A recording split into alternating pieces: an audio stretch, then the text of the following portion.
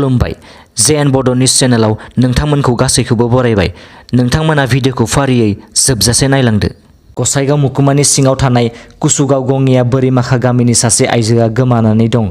मिथिनाय बायदिब्ला गोमानाय आइजोआ निजोम बसुमतारीनि बिसि आरो सासे गथ'नि बिमा। गोमानाय आइजोनि मुङा जादों अनसुलि बर' आरो अनसुलि बर'आ थांनाय 10 साननिफ्रायनो गोमानानै दङ। मिथिनो मोननाय बायदिब्ला फिसाया सिक्किमाव खामानि मावनो थाहैयोमोन। बेयावनो रावबो गैयैखौ सुबिदा लानानै थांनाय सनिबारनिफ्राय गावनि फिसायजों लोगोसे 7 बोसोर बैसोनि फिसाजोखौ गारनानै बहाबा खारखोमालांदों। बेनिखायनो सोरबाफोर अनसुलि बर'खौ बहाबाफोर नुयोब्ला जानबुं नाम्बार 8134973924 एबा 910111240002 आव फोरमायहरनो खावलायहरदों।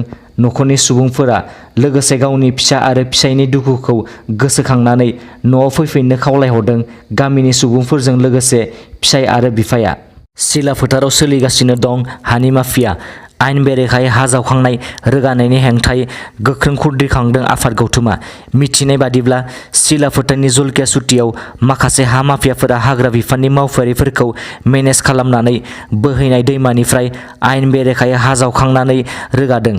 बे आयेन बेरेखायै हा जावखांनाय खामानिया खैफोद गोनां खालामदों जलकिया सुति ओनसोलखौ।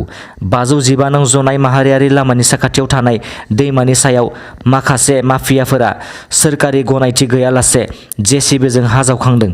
मख'नो गोनांदि दैज्लां बोथोरनि समाव दैबानाया गामिफोरखौ लोमसावनायनि अनगायैबो बे समाव आयेन बेरेखायै हा जावखांनायनि जाहोनाव दैमानि थासारिया सोलायनो हमदों।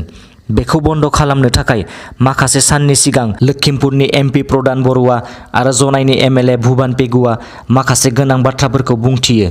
गुबुन फारसेथिं सिला फोथार ओनसोलाव बेबायदि आयेन बेरेखायै हा जावखांनाय खामानिखौ थाबैनो बन्द खालामनो दाबि दैखांदों सनवाल कछारी फरायसा आफादनि दैदेनगिरिया। बलिउडनि सुपारस्टार सलमान खाननि सायाव गोख्रों अजद खालामदों समी आलीआ। एक्स गार्लफ्रेन्ड समी आलीआ अजद खालामनाय बादिब्ला मोजां मोनलायनाय समाव सलमान खानआ गावखौ सिगारेटजों सावदों। बेनि अनगायैबो माखासे बोसोरसिम बुबाय थादों होननानै सलमान खाननि सायाव गोख्रों अजदखौ खालामदों एक्स गार्लफ्रेन्ड समी आलीआ। बलिउडनि दाबां खानजों बे समाव मोजां मोनलायनाय गैयाब्लाबो नाथाय एक्स गार्लफ्रेन्ड समी आलीआ गोलाव समनि उनाव गोख्रों अजदखौ खालामदों। फावखुंग्रि समी आलीआ सलमान खानखौ थांखिनानै बुंबावदों आइजो माहारिखौ बुग्रा बेबायदि फावखुंगुरजों गुबुन आइजोफोरा सावथुनाव फाव खालामनायनिफ्राय जानगाराव थानांगौ।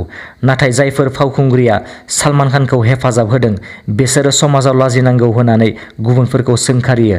रायखांनो गोनांदि गोलाव सम बलिउड सावथुनाव थाबोनानै सुपारस्टार जानाय सलमान खानआ गोबां समावनो गुबुन गुबुन फावखुंग्रिजों रमेन्सनि सोमोन्दो लाखिनाय खौराङा सोराङाव फैदों। धेमाजि जिल्ला गगामुग मिमां हालामनि उत्तर नलबारि राभा गामिनि रायजो राजाफोरा खुद्रिखांदों।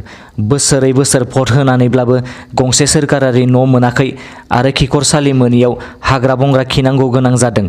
जाहोनाव बेखौ लानानै उत्तर नलबारि राभा गामिनि रायजो राजाफोरा दुखु फोरमायदों। बेनि अनगायैबो दिनैसिम मोनसे मोजां लामा गैया आरो दैज्लां बोथोराव साइकेल बाइकआ थांलाय फैलाय हाया होननानै गामिनि सुबुंफोरा फोरमायबावदों। फारसेथिं गामि साखाथिजों मोनसे गेरमेर दैमाया आबाद मावग्रा दुब्लि फोथारफोरखौ सानफा एफा खुरखांगासिनो होननानै मोनथिहोयो।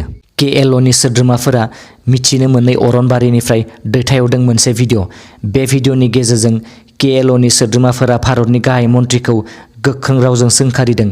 मोनसे हारिनि मोननो गोनां मोनफ्रोमबो मोनथायफोरखौ मोनफिननो सरकारनिसिम दाबि खालामदों। कामातापुरा जोंनि हा आरो जोंनि मोनथाय आरो जोंनि हाया आसाम सोनाब बंग आरो बिहाराव बोखावजानानै दं होनना गोख्रों रावजों दाबि खालामदों केएलअनि सोद्रोमाया। दिनैनि रादाबा एसेनोसै। नोंथांमोना भिडिअखौ नायनानै मोजां मोनदोंबा अन्नानै चेनेलखौ साबस्क्राइब खालामनो दाबाव। गोजोन्थों।